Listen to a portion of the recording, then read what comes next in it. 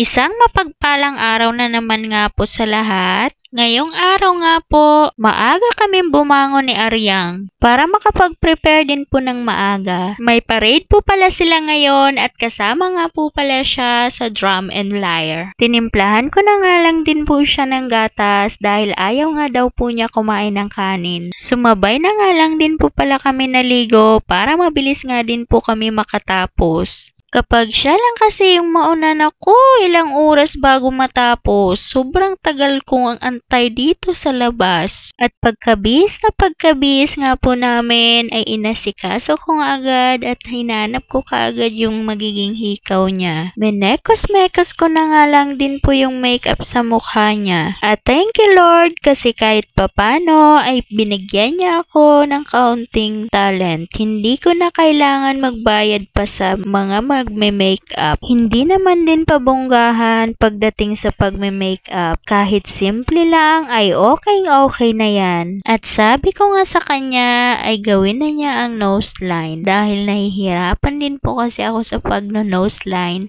Gawa ng pangunga din po yung ilong niya. Sorry lang po.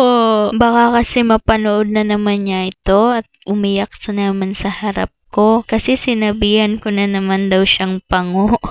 Baka po magtaka kayo kung bakit nakatayo kaming dalawa. Masyado po kasi mababa yung upuan namin kaya medyo nakayuko ako konti sa kanya. Nahihirapan po ako ng ganun kasi po sumasakit yung balakang ko. Kaya sabi ko sa kanya, tayo na nga lang tayong dalawa dahil saglit lang naman din ito. Lip tint na nga lang din po pala yung ginamit ko sa kanya kasi mahilig po talaga siya kumain kaya mabilis po talaga nawawala yung lipstick na ilalagay mo sa bibig niya. Di katulad ng lip tint, kahit anong dila-dila niya pa dyan sa bibig niya ay hindi agad-agad yan matatanggal. So ayun nga po, pagkatapos ko nga po sa bibig niya ay yung buhok naman niya yung inasikaso kong talian. Hindi ko nga din po alam nung una kung ano ang gagawin ko sa buhok niya dahil hindi rin daw po sila nasabihan kung anong klaseng tali sa buhok nila. Kaya ang ginawa ko na nga lang din po ay inikot ko na lang lahat ng buhok niya at saka ko nga din po nilagyan ng mga hairpin. Ang bilis ko natapos sa makeup, yun pala dito lang ako sa buhok niya matatagalan. Siya nga po pala muna yung inuna kong ayusan dahil medyo matagal nga po sa kanya at yung sa akin po ay mabilis lang. Konting suklay lang ng buhok ko ay okay na yan. Tapos pulbo, pabango o gora na agad kami. Pinuno ko nga po talaga ng hairpin yung buhok niya kasi po yung buhok niya kapag konti lang yung ilagay mong hairpin, halos bumitaw lahat. Madulas po kasi na makapal yung buhok niya kaya mahirap talian or lagyan ng hairpin. Nagrereklamo na nga din po pala siya na sobrang tagal ko daw. At pagkatapos nga po namin ay pumunta nga po kagad kami kung saan sila magsisimulang magparade. Kaya hanggang dito na lang po muna yung video ko.